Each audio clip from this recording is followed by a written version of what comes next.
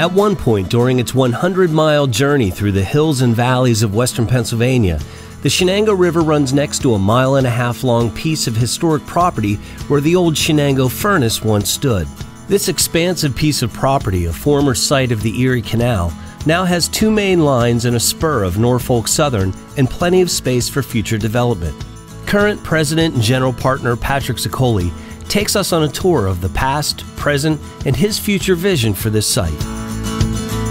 As you can see, this looks a lot different than it did in the Shenango Furnace days. We purchased the site in 2002 to find out that it held a lot of minerals, aggregates, and we decided to reclaim the property at that point.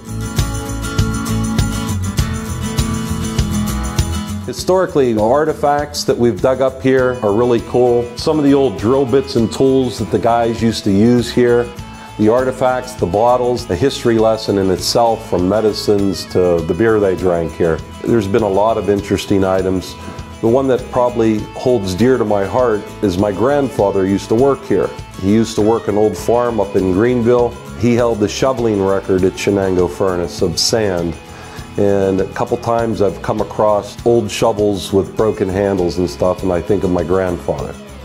The world's largest producer of iron back in the 1800s, the borough of Sharpsville now supports Patrick's efforts to develop this old brownfield site, which is in a Keystone Opportunity Zone. He has obtained grants and values the cooperation and collaboration of PennDOT. Currently, DSF Slag leads the industry in recycling concrete, starting with its screening process. This is the heart of the screening operation of what we do today. Behind me is a vibrating truck dump feeder. Any material that's 8 inches or bigger falls out on the ground. The material goes up the main conveyor belt. Underneath the 5-foot electro cross belt magnet, it pulls out all the metallics. The screening deck sizes the material up different conveyor belts and distributes it in different piles. The demolition concrete is purchased from federal, state, and municipal contractors. It is hammered, crushed, and screened for PennDOT and local contractors to use as base materials for highways and private development. We're the first company in Pennsylvania that ever crushed concrete and made AASHTO 1s out of them, got them state approved, and used them on a project.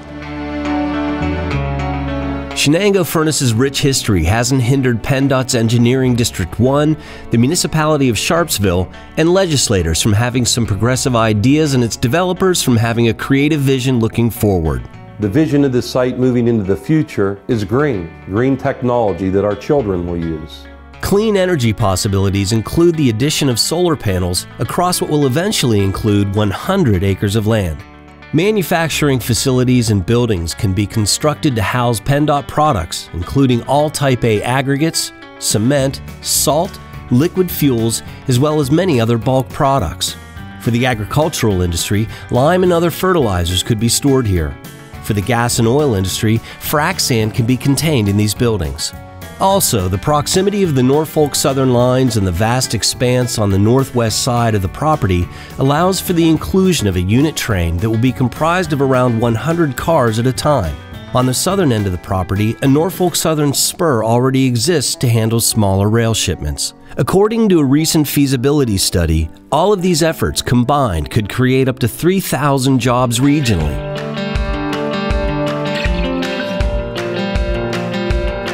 There's a huge savings to rail materials in by unit train and use this as a distribution point throughout the region. We're standing along right about where the center of the unit train facility will be located. And the unit trains will pull in along these mains to load and unload the bulk products for the region.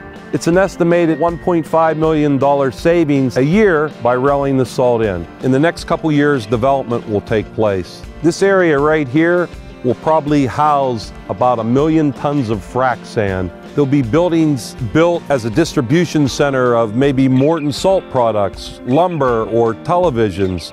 Warehousing will be built throughout the site.